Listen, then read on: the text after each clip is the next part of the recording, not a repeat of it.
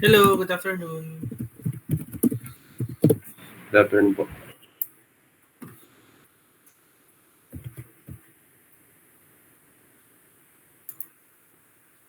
Okay, teka lang ha. Okay, so start tayo ng class. Unfortunately, akala ko rin holiday pero may class daw today. Which is kailangan din naman natin. Uh, Before the midterms, I acknowledge na medyo maraming meetings akong hindi na-meet, especially the latter meetings. More on personal reasons, either marami tayong naging, aside from yung personal kong times na hindi ako nakapag-class, meron ding yung outside factors like for example yung weekend na may threats sa campus dahil nakapag-class, tapos may weekend din na holiday, hindi na tayo na-class. So maraming disruptions, no? So hopefully makahabol tayo ngayong until the end of the semester kasi meron palang class na hindi ko hawak na SRB. Yung 2208, may 2208 pala, hawak ng ibang prof. So somehow, kailangan nating wala akong 100% freedom sa scope. Kailangan natin sumabay kasi ang goal is departmental yung final. So kung anong turo niya, should be yung turo ko din. So, and medyo delay tayo sa topics. Yung topic ngayon actually part dapat siya ng midterms. Hindi ko lang nasama na. So let's see. But expect na medyo susulitin ko yung mga following meetings natin through lectures and activities para makaka-catch up tayo. Okay? So for today, ang agenda would be to differentiate particles from rigid bodies. Second is to understand yung concept ng movements. Third is for you to solve for the effective movements or reaction moments given the forces acting on a body. And fourth is for you to learn multiple ways of solving for the movement of a body. Okay? Okay, so yung spotlight muna. So if you would remember, I introduced way back pa yung 3-minute spotlight. Ideally, dapat ang way it happens is I would assign people for online meeting, tapos parang, for example, ngayon, spotlight, yung specific person na yun, bigyan ko lang siya ng 3 minutes to share anything under the sun. Okay? Pero I changed it a little bit. Ang mangyayari na is I would show a specific question, halimbawa this one, and then I would call 3 random people from the class to answer or share something about the topic. Minsan question, minsan open topic, minsan as in wala talaga, parang tell us anything lang. Okay? And ang mangyari is pag online, pag online class tayo, this would be the attendance na. Okay? Ibig sabihin, yung mga matatawag, tapos wala sila sa class during the time na matawag sila, they will be marked as absent for that session. Okay? Pero syempre, hindi lang to isa. Siguro, actually today, 4 to. So, 4 na spotlights, tapos 3 persons each. So, 12 people yung natawag today. Okay? So, let's start with this one. First is, who are your top 3 music artists and what song is your most favorite of each? So, para fair, meron tayo nito. Ay, mali. Ito pala. Ang ating roleta. Okay? 2205. Okay.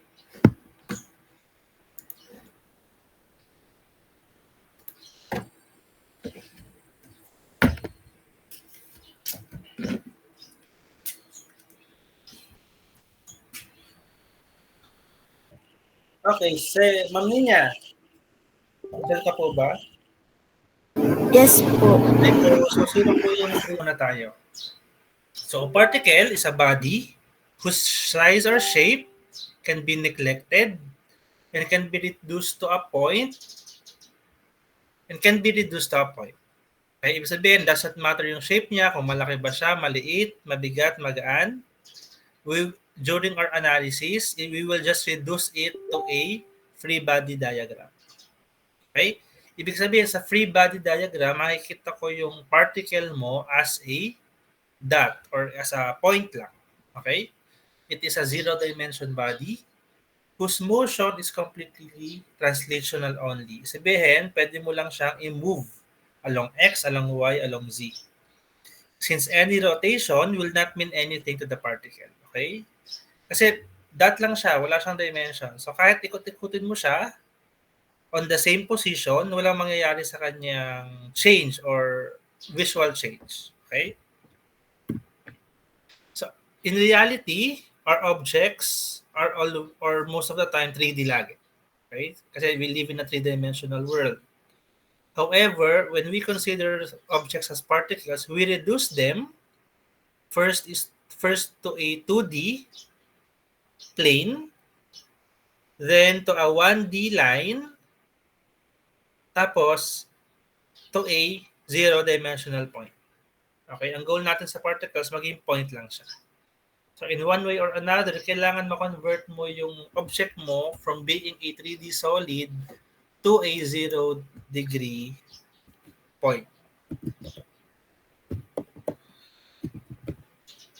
Okay? So, makikita nyo yan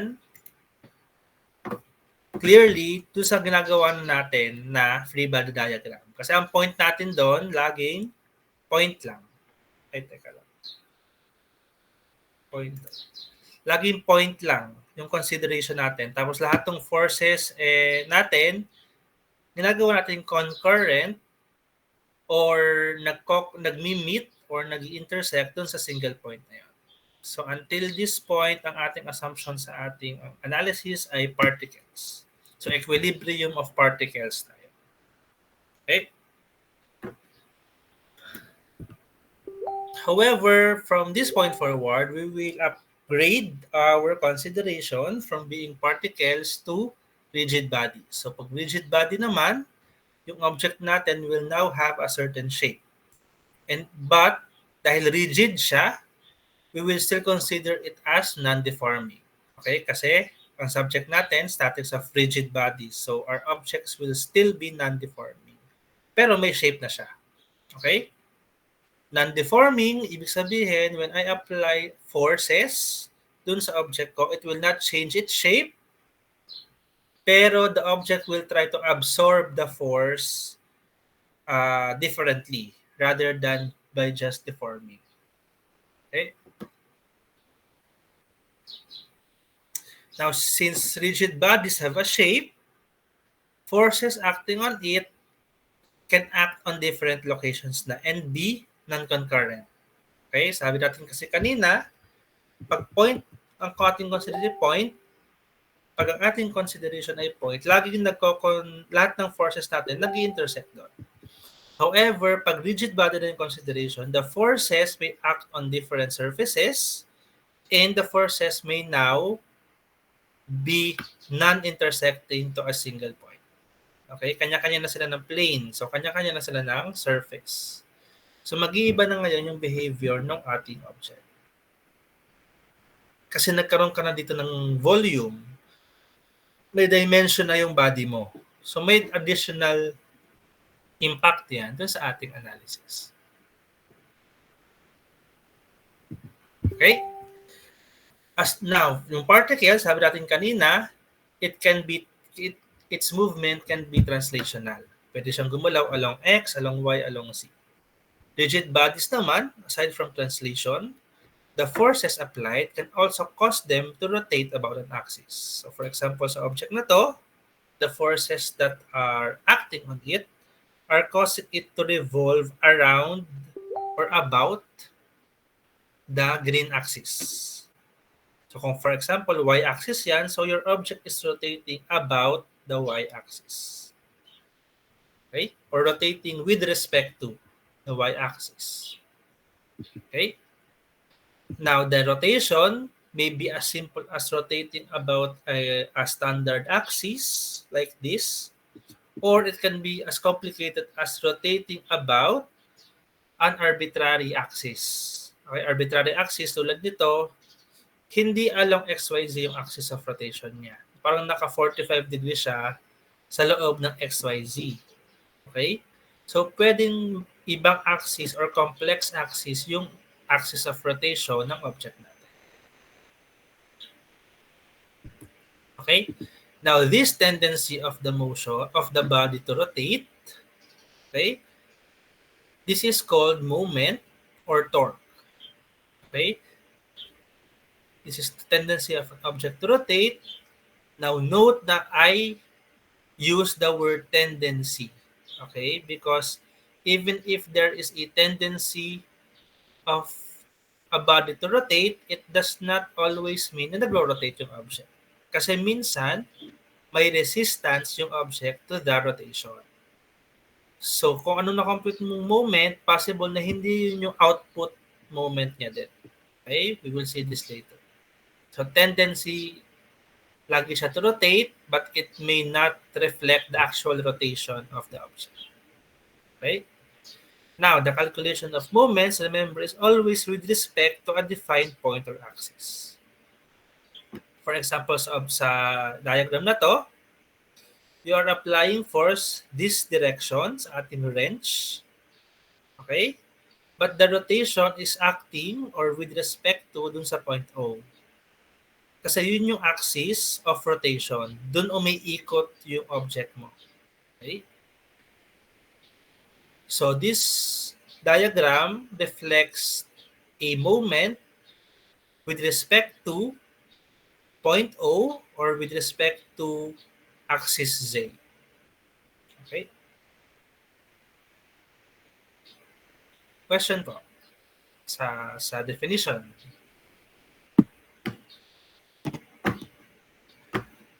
Wala po. Ako, wait lang.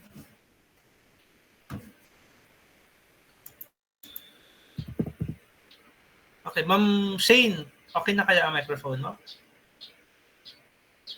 Yes po, sir. Yun, tumutunog na. Hi, ma'am. So, sino po yung 3 music artists mo now and their songs, top songs?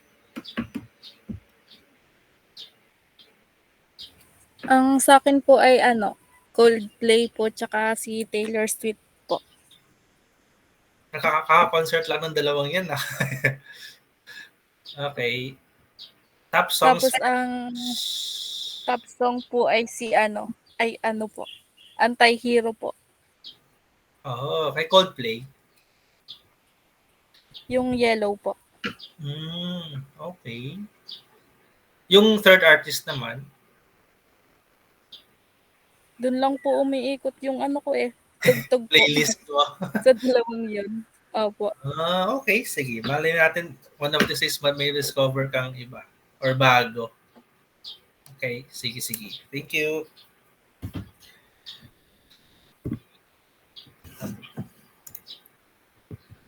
Oops. Okay. So next. So for that moment or rotation to be developed, the point of consideration or yung point natin chine-check for rotation should not be in the line of action of the force. Okay? So for example, sa ating drawing, yung F natin, ito yung line of action niya. So if you would remember sa topic natin ng vectors, yung line of action is the direction to which the force is directed to. Okay? So yung force, dito yung axis niya. Yung O nandun. So hindi siya along dito sa line. Ibig sabihin, sa case na to, may moment na ma-develop dun sa point O because of force F. Because yung force F is not in the line of action of the point of consideration. If you would apply your force, same line of action, tapos collinear or same line of action dun sa point of consideration mo, walang ma-develop na moment. Or in practical terms, hindi mo mapapaikot yung object mo about point O.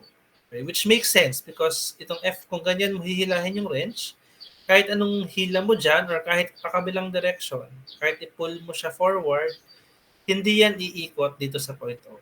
So, zero moment yung ma-develop mo if yung force mo is in the line of action of your point of consideration. Okay? Now, of course, that moment, we will have a formula to define that. Okay? We will write it down as MO. Remember, yung moment is always about a certain point O. May reference point lagi siya. So we would write it as M sub kung ano yung point of consideration mo. Usually, point O, minsan point A. Depende sa problem. And that would be, the magnitude of that would be equal to force times distance. Force is kung ano yung in-apply mong force. Distance would be the moment arm, which is the perpendicular distance from the axis or point of consideration to the line of action of the force. Okay? So sa example natin kanina, if this is your F, then the moment about point O would be F times D, where F is the value or the magnitude of this force, and D would be the perpendicular distance between this force and that point O. Okay, so kailangan yung D mo perpendicular dito sa F, tapos passing through point O. So sa case na to, that would be D. Okay? And ang units nun, since force is Newton, distance is meters, we would have the moment as Newton meters. Okay? So this is the scalar analysis. Scalar kasi we are looking at the magnitude of the force, magnitude of the moment arm or the distance. Right?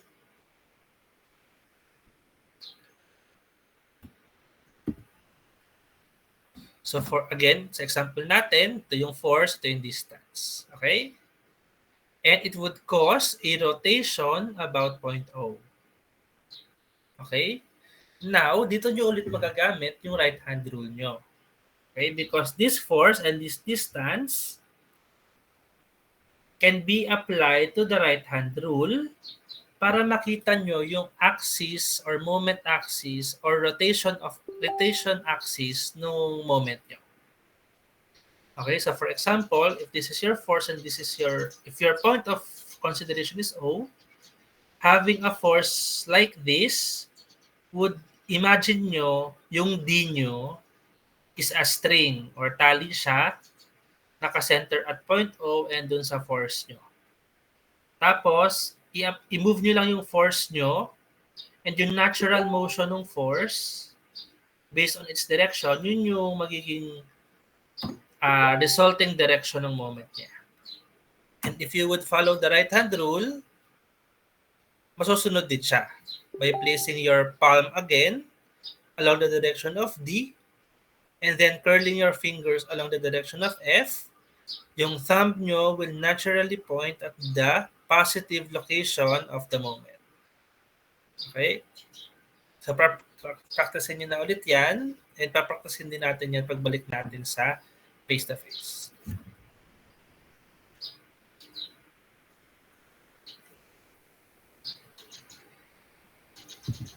Okay? Now, paano pag marami na akong forces? Okay? So, nung particle, nung consider pa lang natin as particles yung objects, ang way natin is just do the summation of forces. Okay? Now, pag sa moment naman, if you want to know the resultant, then you also do the summation of moment. Okay?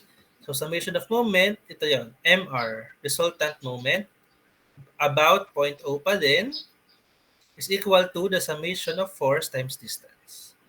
Again, similar sa force, pero din tayong assumed positive direction of the moment. Or for this case, counterclockwise direction, yung ina-assume natin na positive. Okay? Then just do the summation of forces times distance. So for example, F1 times D1 will result to M1. So ito yung moment 1. Tapos, based on the arrow, it will cause a counterclockwise rotation. So, dahil same as our assumed positive, Direction, it's a positive. Positive F1, D1. Next is for the force 2, that's force 2 times D2. Then based on the direction, it will create a clockwise direction of rotation. Now, since that is opposite or assumed positive direction, kaya naging negative to. So, negative F2 D2. For the third force naman, that's F3 times D3. So, that's your moment 3. Again, will cause a counterclockwise rotation. So, again, that's the same as an assumed positive. So, that's a plus F3 D3. And you just have to combine that algebraically. If the total sum or result of this would be positive, then the net or the final moment will cause a rotation that is counterclockwise or same direction as our assumed positive direction. If yung total naman niya is negative, it means that the resulting rotation would be opposite or counterclockwise our assumed direction. Okay? So parang nagka-summation ka lang din ng forces, this time lang, moments yung sinasummation mo. Okay? Okay, before we move forward, spotlight number 2. What are your top 3 coffee shops or tambayan places here in Batangas? And what drink or food would you recommend to order in each?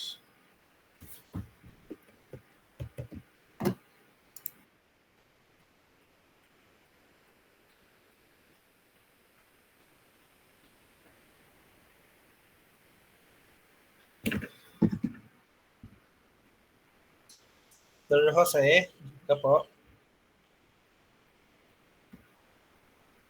Yes po, sir. Hello. So, saan ka daw madalas tumambay? Baywalk po. Tabing dagat. Baywalk po. Saan yan? Sa San Nicolas po. Tabing dagat po siya. Pero beach resort or public lang? Public po. Yung marami po sa mga po. Okay, sige. Okay po. Okay, next. 3 talaga.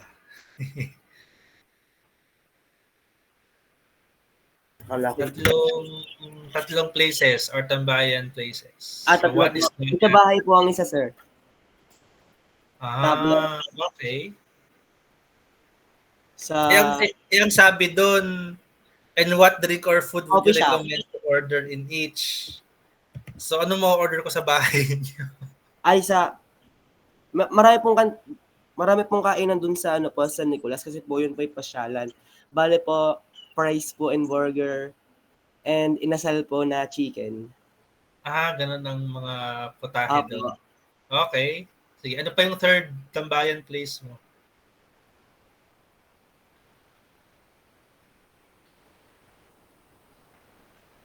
Sa church po. Lo. Totoo ba? Opo, every Sunday po na nagsisimba po kami. Okay. Family po. That's fine. Mayroon talagang people na comfortable sa church, parang safe place nila. Yun nga lang, syempre, walang kain at drinks doon, no? Pero they find it parang calming to be there. Parang takas sa stress ng mundo. Okay. Thank you, Jose.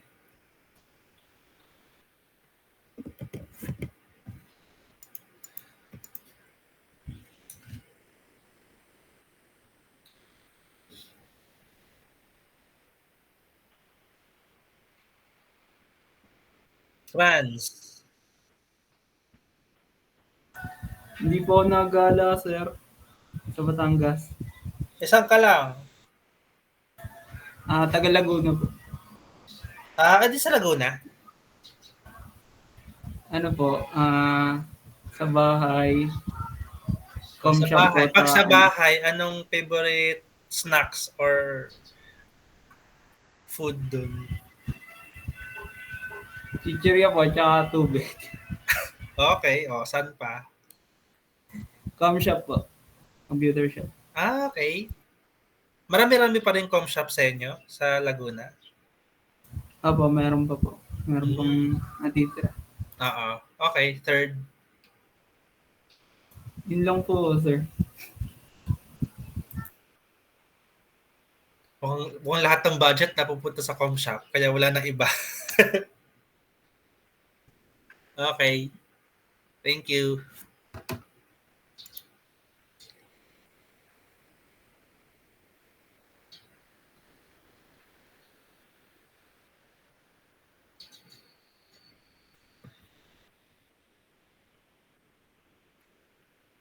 Jan Gab.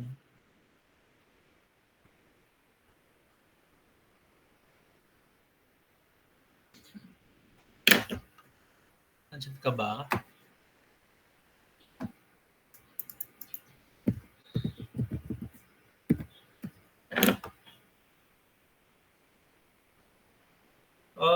Sige, type mo na lang. Basta tatlo yan ha. Tsaka yung top notcher food or something doon.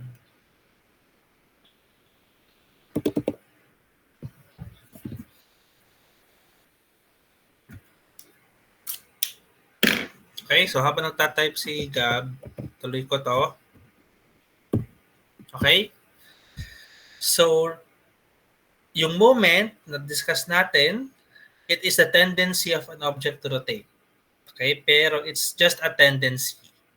Sometimes your object will rotate as expected or as computed, pero sometimes the moment will not result to an actual rotation. Okay? However, that moment is still present or na-experience pa rin yun ng object, but it will exist as an effort or as a reaction load na lang ng supports. Bakit po siya hindi nagtatranslate into actual rotation? Kasi may resistance or may kumokontra dun sa tendency to rotate. Okay? So, parang yan yung parang nag-apply ka ng rotation pero pinagilan niya ang mag-rotate. So na kontra or na balance out yung effort mo to rotate the object. Okay? For example, dito sa figure, if you would look with respect to point A, meron ka dapat po-produce na moment equal to force times yung dA or yung distance. However, dahil supported din siya dun sa point B, if you would imagine this, syempre hindi iikot yung object mo about point A. Hindi siya babaksak kasi may kumokontra dun sa point B. So this case, hindi magta-translate into rotation yung effort mo or yung moment mo. However, the supports dun sa point A and point B, magkakaroon ng reaction loads or reaction moments na kokontra or babalance out dun sa na-develop mo na moment. Okay? So ito, may discuss din natin to down the road. Pagsabay na natin in-evaluate yung equilibrium based sa forces tsaka sa moments. Okay?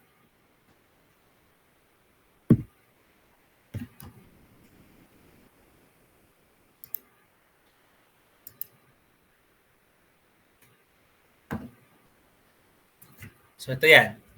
So sa case na to, kung yung equilibrium of a particle natin last time, ang kina-consider lang natin is summation of forces equals 0. Ngayon, na we are considering rigid body na, meron na tayong additional criteria. Summation of moments equals 0. So dalawa na yung criteria natin for equilibrium.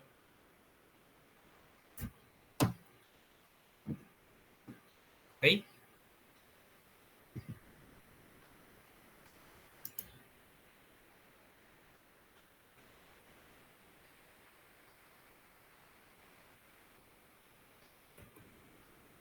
Okay, sumagot na si Gab sa Ad Plus Coffee, McDo, Bulusan Park. Okay. Okay, yung Ad Plus Coffee bago sa pandemic ko. Hanapin ko saan yan. Okay? So, salamat Gab. Okay? So, let's try to do a sample problem. Okay? So dito, actually may forces din to. Pero for discussion's sake, we are only asked to determine the resultant moment of the four forces acting on the rod about point O. Okay? So ito yung point O. Ang gusto ko, resultant moment along point O develop due to these four forces. Okay? So ang starting equation ko lagi, MR or resultant moment about point O equal to the summation of force times distance. Tapos I am assuming the positive direction would be moments that will cause a rotation counterclockwise.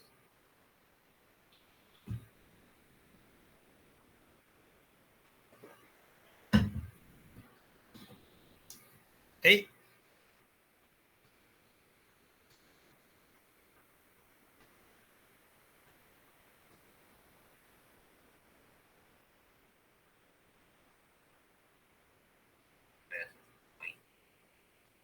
Teka lang ha.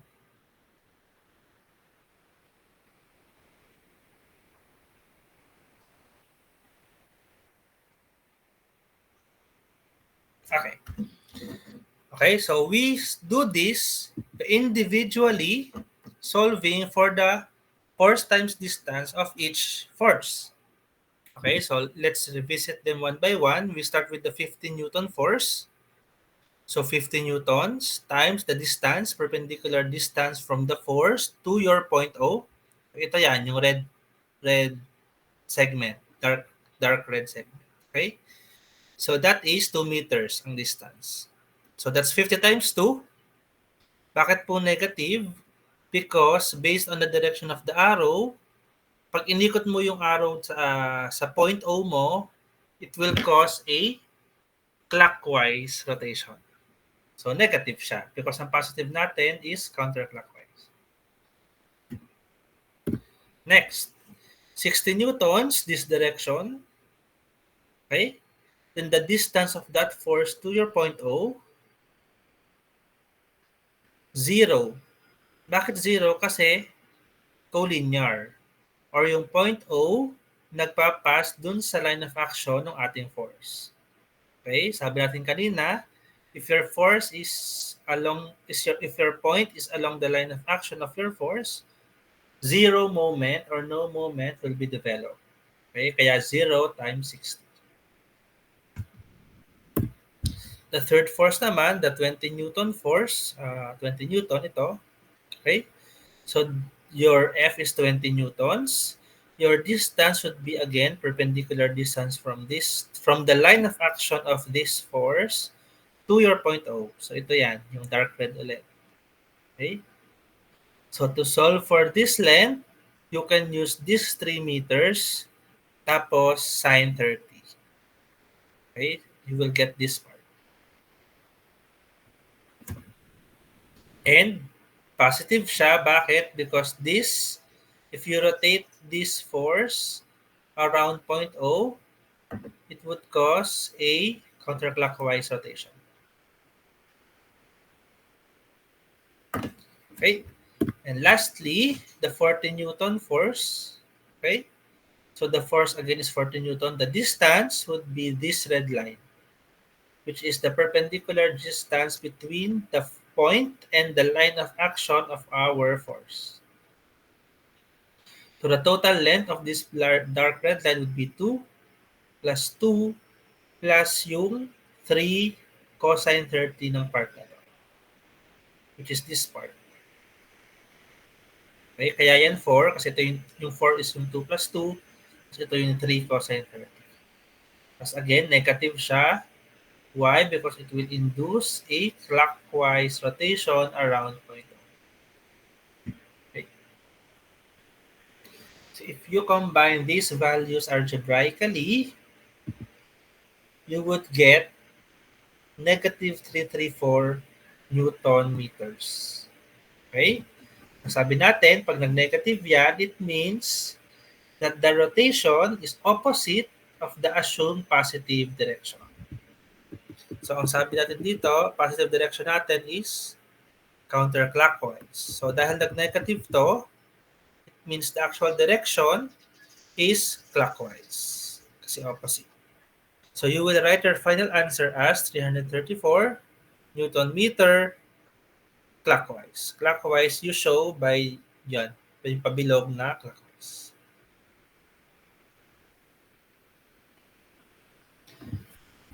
Okay, any question po sa solving?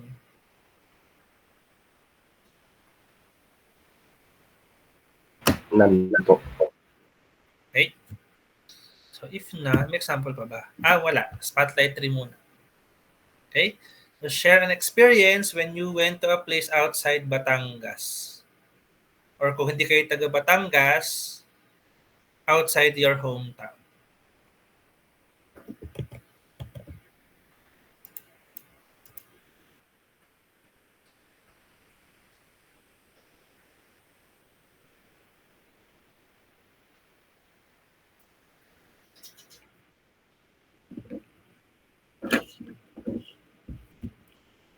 Sean.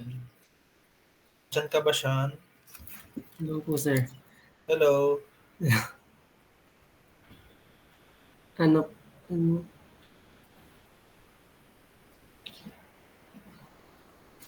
Kung nakalabas ka na daw ng Batangas, Hindi po masyado eh. Ako po yung madalas po sa bahay lang eh.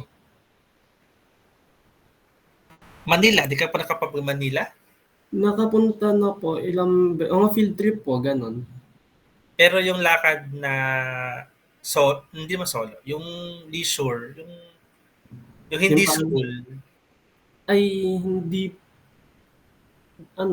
hindi pa po masyado. Hindi pa po. Alas po yung mga field trip lang po ako pag naalis. Saan yung huli mong field trip na Manila? Anong place yan? So, parang water park po yun eh. Kasi nung nung field trip po namin yun eh, yun po, po kami nun, Enchanted. Then, ang na-experience ko po nun dun, inabutan po kami nung pag-aalborota ng taal doon. Yung Ashfall? Opo, nasa Enchanted Kingdom po kami nun, field trip. Umaga yung nung punta nyo, wala pa. Wala pa po. Po siya, nung pahapon po, kita na po namin nun sa balita na meron. Nung pagbaba po namin nung bus, naulan na po nakapila po kami sa rides po nun, umulan. Bigla pong pinatigil. Tapos uwi na. Uwi na. Ganun na. Yun pala yun. Okay. That's a different experience. Okay, thank you. Alright.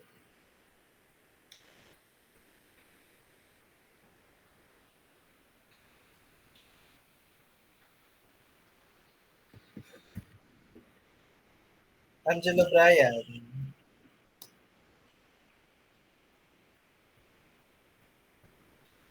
Diyan ka ba?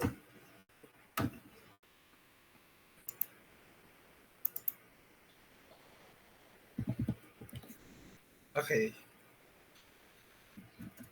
Next.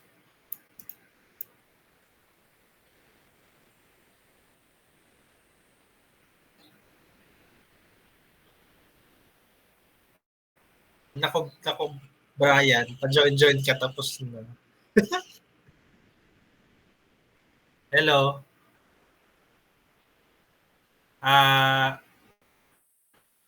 Angelo, kumusta?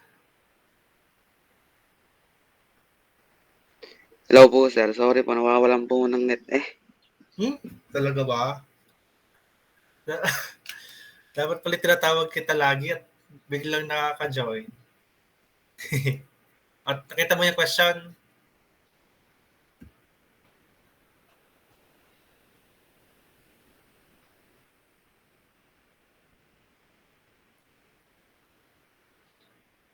Hello?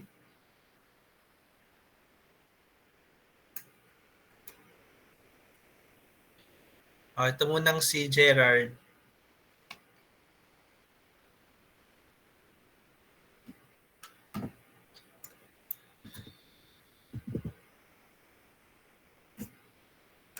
Uy, wala rin si Gerard.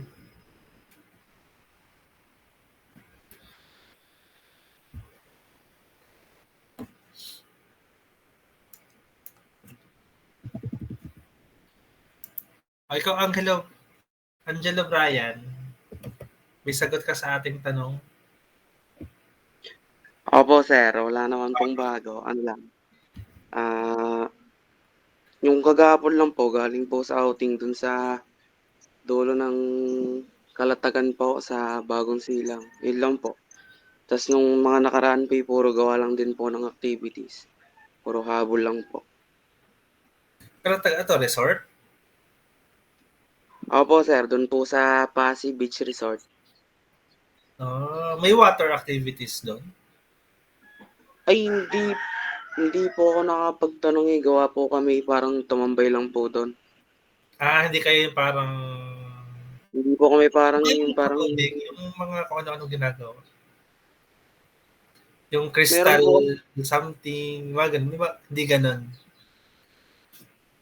Meron po yata sa ibang resort, pero doon po kasi sa napuntahan namin parang more on camping lang po sa tabi ng dagat. Yung sa inom lang. Inom lang. Opo. Okay. Inom agad Sabado de Gloria. Inom. Anyway, salamat. Salamat din po.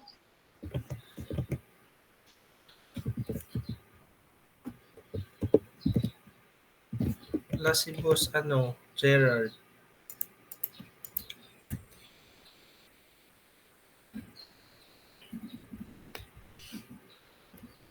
Ilan na ba? Last one. 1, 2, 3, 4, 5, 6, 7, 8, 9. Si Russell. Hello po. Hello. So, saan na tayo napadpad po? Ano po?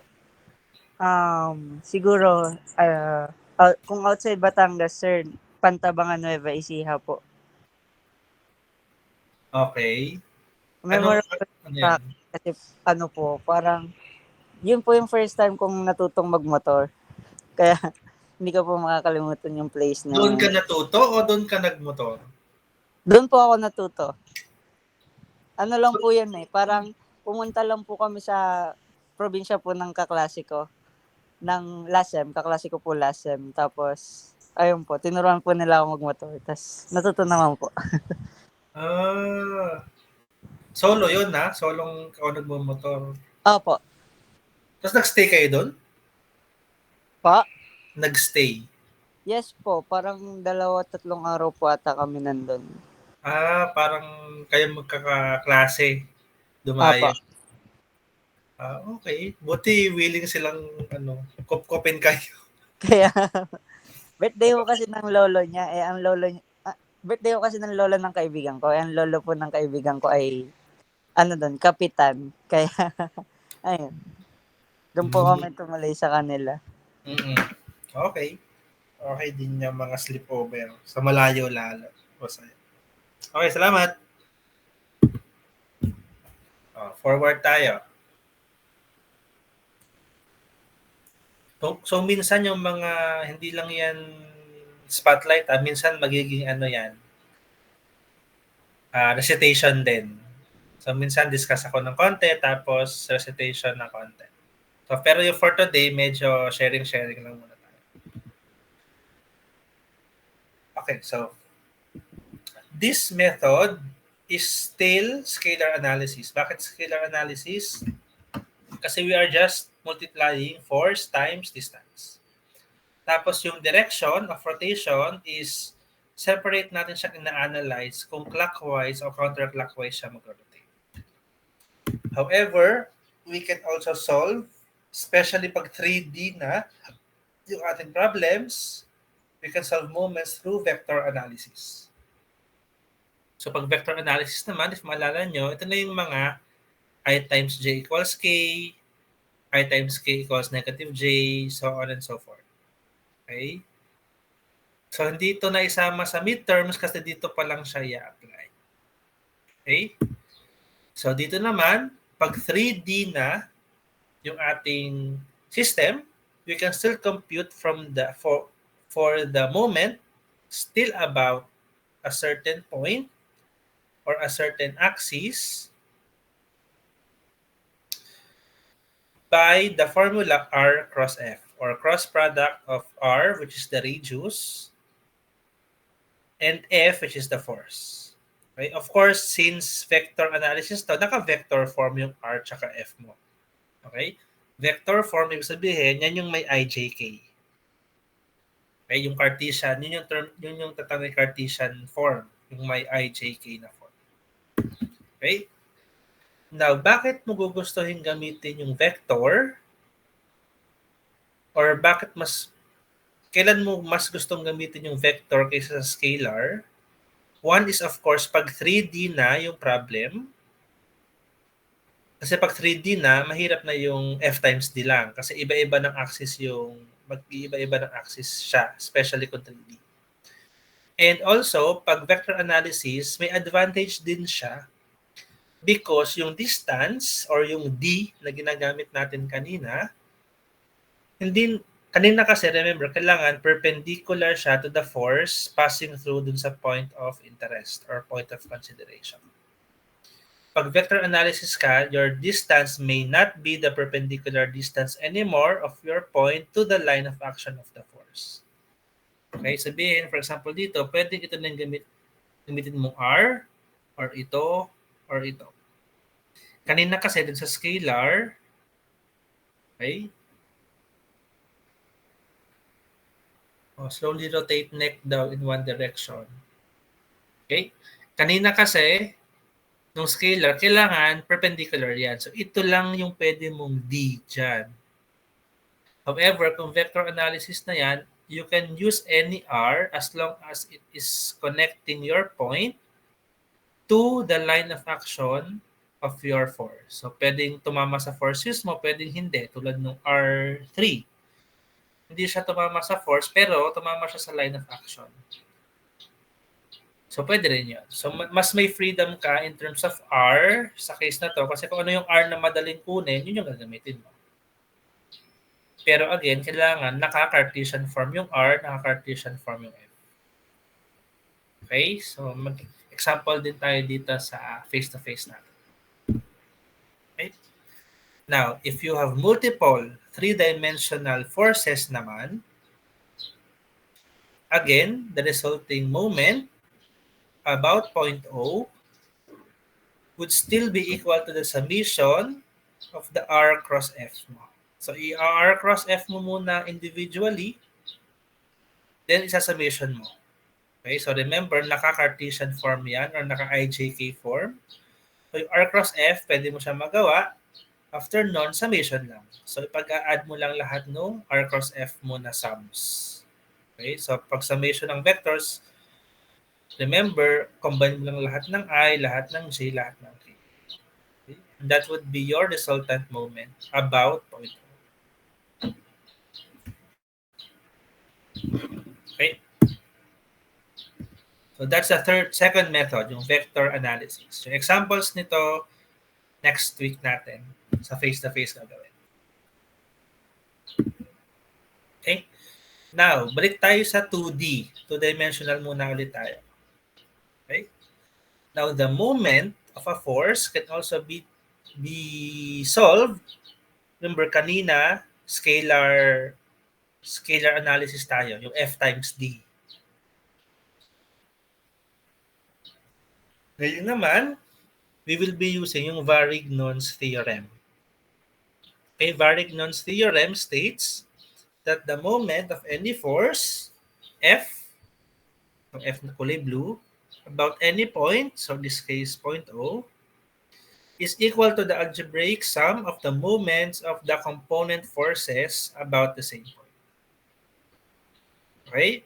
Ibig sabihin, kasi kanina, using the method kanina, your moment about point O should be equal to F times D.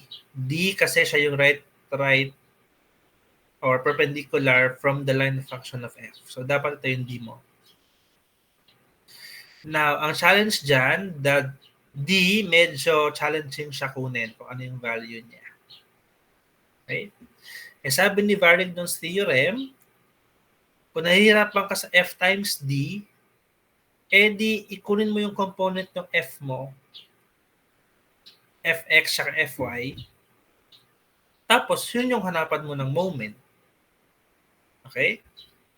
So yung Fx mo, ang moment niya would be fx times yung perpendicular distance ni fx kay O. Eh, since fx na yan, madalin mo na makukuha yung distance. Ito yon, y. Kasi nakaayon na yung axis niya eh. Mas madali mo nang kunin kaysa dun sa d na yon. Yung fy naman, upward, ang distance niya, perpendicular distance niya with respect to point O would be ito, x. Okay? So the resulting moment about point O would be fx times fy minus fy times fx. So bakit po minus? Kasi yung depende pa rin yan dun sa kino-consider natin positive rotation. So this case kasi fx times y, yun yung positive rotation niya. So fx, yung ganitong rotation, fx will cause or give a tendency to rotate clockwise kasi. Okay? So yun yung inassume niyang positive. Kaya naka-minus tong fyx is because it is causing an opposite rotation which is counterclockwise. Okay? Kaya negative. Kaya siya minus. Okay? Pero kung ano yung positive, ano yung minus, it depends kung anong axis yung kino-consider mo as positive rotation. Kung clockwise ba or counterclockwise. Okay? So, sa mga problem set, sasabihin ko naman yan kung ano yung consider nyo para uniform tayo. Pero even kasi if iba-iba tayo ng gamitin, we should be ending up with the same answer. Okay?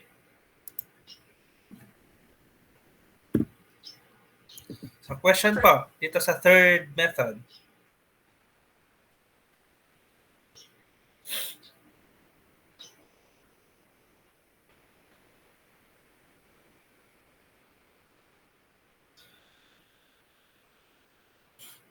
Okay, so last topic related to moment is yung couple. Okay? So kanina, ang assumption lagi natin, isa lang yung force. Isang force lang yung kino-consider natin to get the moment. However, ngayon, meron tayong two parallel force, same magnitude, but opposite direction.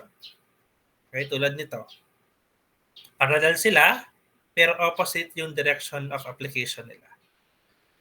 Okay? So dito, meron pa ring moment na de-develop kasi the two forces are helping each other to turn or to create a moment about a certain point. So dito halimbawa, ito yung magiging moment niya. Or yung rotation niya pala. Magiging ganun. Tawag dito. Counterclockwise.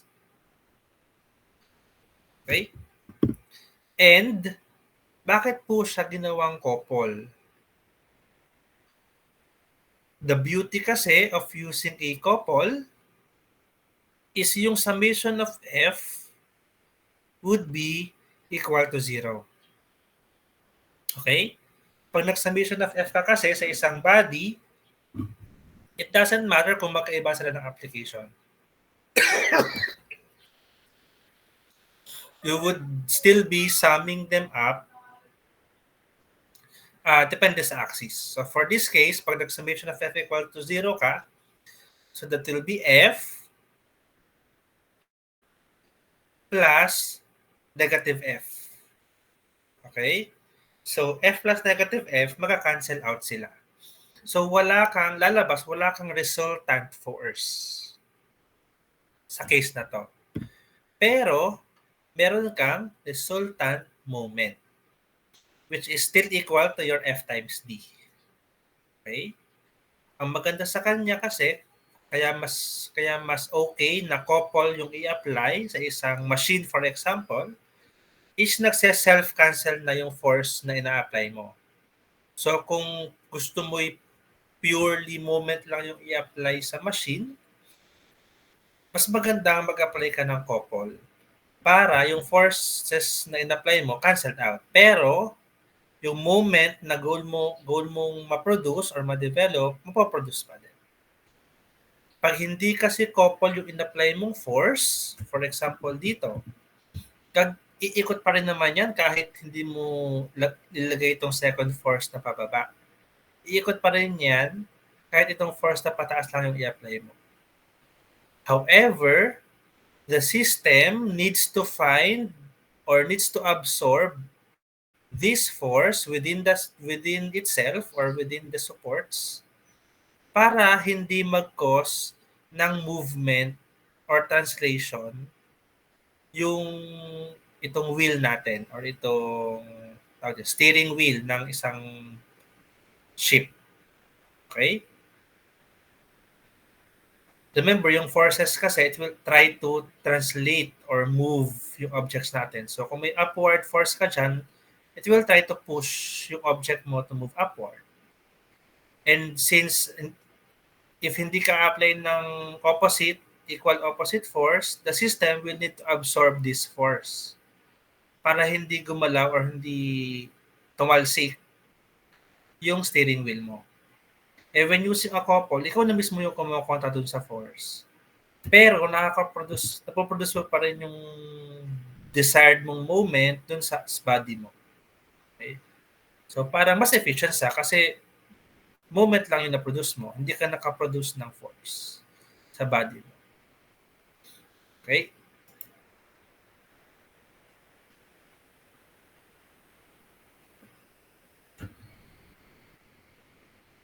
Ang next nito. Okay. So, next naman. So, yun nga, the beauty of a couple is the forces are self-canceling, pero you are still producing the desired moment dun sa desired point natin. Tapos, depende pa sa relationship ng force at distance, you can produce the same moment just by changing the proportion or the ratio of your force times distance. Okay? For example, sa first object, may forces or may couple has a magnitude of 30 newtons for opposite direction. Tapos yung distance niya is 0.4 meters. Okay? So with this setup, you can produce a moment about 0.0 dito sa gitna equal to force times distance, which is 30 times 0.4, which is 1.2 Newton meter. Okay? Now you can produce the same 1.2 Newton meter dito, larger force pero smaller distance. Okay? Dito mas malapit yung hawak niya, so 0.3 meters lang yon. Pero to produce the same 1.2 Newton meters of moment, you need to apply a larger amount of force, 40 newtons na for this case. Then 40 times 0.3 would still be getting 1.2 Newton meters. So same moment, different values of force times distance. So this will allow you to play around or fine-tune yung system mo depende sa capacity mo to apply the force and sa capacity or sa distance ng forces mo. Okay? Kasi by visual inspection, habang lumalaki yung D, you can develop the same moment with a smaller force. Basta kaya mo lakihan yung D. Okay? Pero syempre sa machine design, ang impact niyan, mas lalaki yung body mo. Pero palit yung force na kailangan mong i-exert to generate the same amount of movement. So it's finding the balance between force and distance in your system. So depende na yan sa goals mo as the designer of your machine. Okay? So summing up, we have three ways of solving or calculating the moment of a force. Okay, one is a scalar analysis, which is basically F times D. Pero you will set a positive axis. So for example, sa case na to, positive yung counterclockwise rotation. Second naman is vector analysis, wherein yung force and yung distance mo, which is represented here by R, gagawin mo siyang Cartesian form. So that's your IJK form. And then you would get the cross product of R cross F. And then get the summation of that. And that would be your resultant moment. Third naman would be yung Varignon's theorem or yung component method, wherein you would break down your force into Fx and Fy and get the individual moments based on the distance x and y from the components ng force. Okay, so for this case, mas madali kunin. This is helpful if mahirap kunin yung D, yung distance. Kasi yung distance kailangan perpendicular. So kung naka-arbitrary siya or naka-angle siya, medyo mahirap. So it would be helpful to use the component form. Okay, any question po?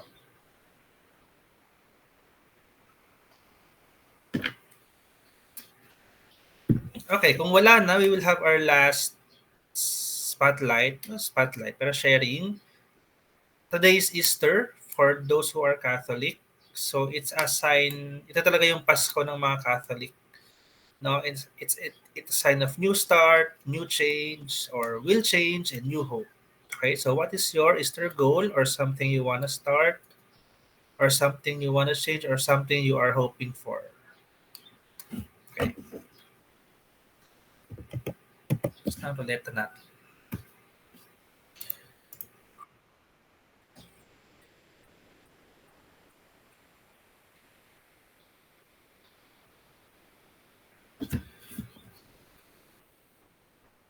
Okay, Sir Ernest, nandiyan ka po ba?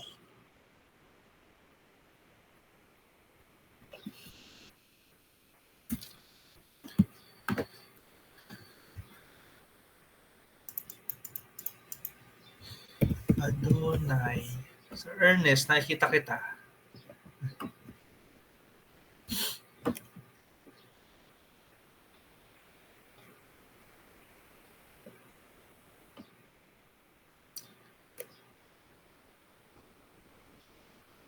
Ako mukhang nakatulog na si Sir Ernest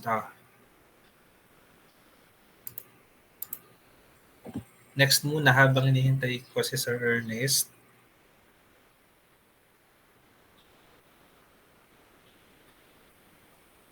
Sir Russell ulit. No.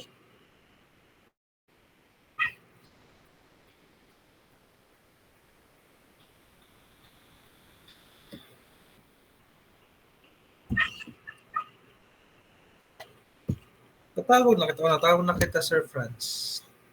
Teka lang. Favorite kayo ng roulette today?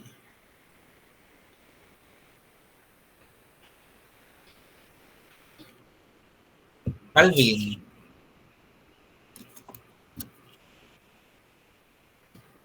Hello po, sir. Hello. May ingay po ba? Wala po kasi ako sa bahay ngayon. Ayos lang. Rinig naman. Sige po. Sir, pabalik nga po ulit dun sa may question.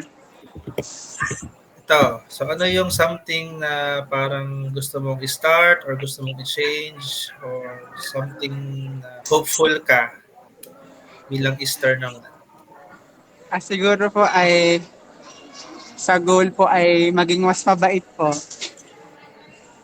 Hindi pa ba? Hindi po. Okay. Sige. Okay, meron pa ba? Yun lang po ba, sir? Pwede pa naman. Sige lang. Yun na lang po. Sige, maging Thank you mabait po, ka. sir. Sige, so yung mga classmates mo na ang bahalang humusga kung mabait ka. Okay?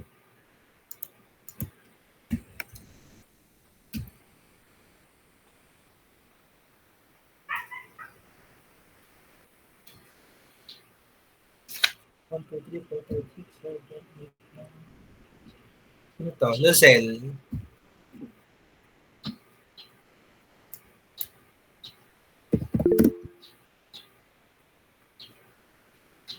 Sir, excuse po. Si Luzelga po ay absent dahil sumama po ang pakilasa. Okay. Sige, sige. Thank you po, sir.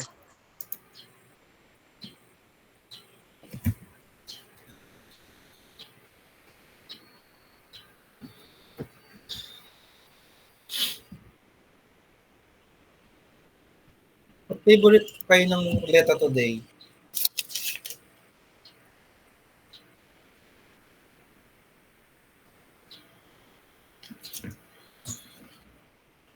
Edsel. Sir, siguro po ay hope lang po ang meron. Ano po, mas mag-perform po better sa ACADS tsaka sa life po in general. Okay. That's good hope. So, partly, kaya nyo naman yun. Partly nasa inyo yun, pero partly, remember na nasa environment din yan. Kasi minsan, kahit sobrang sipag mo, you try everything, pero yung environment talaga yung kumukontra minsan. So, what I mean is, if just in case na you did not reach the goal, don't blame it purely on yourself because the environment also has a factor doon. Okay?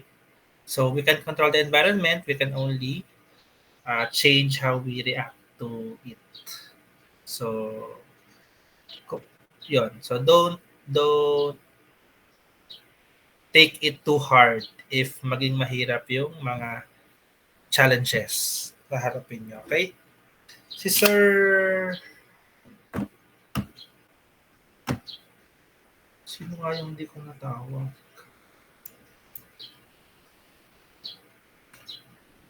Adonai. Asan ka pa ba?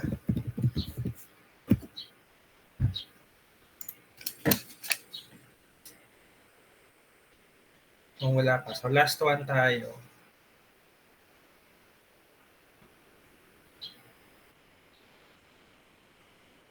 Warren. Diyan ka ba? Yes po.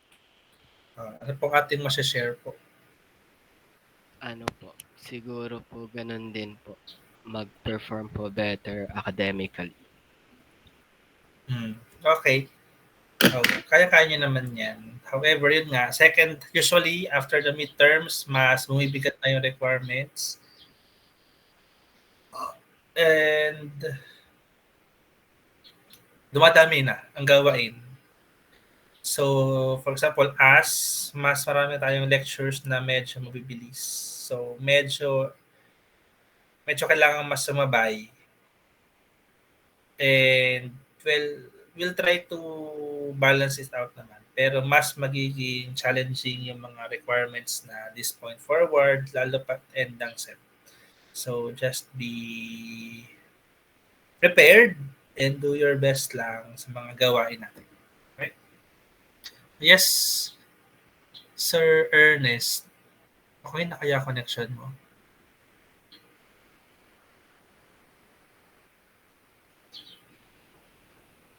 Or naglalag ka. Sige, next meeting na kita tawagin. Okay? But for the rest of the class, yun lang naman yung topic natin today. Okay?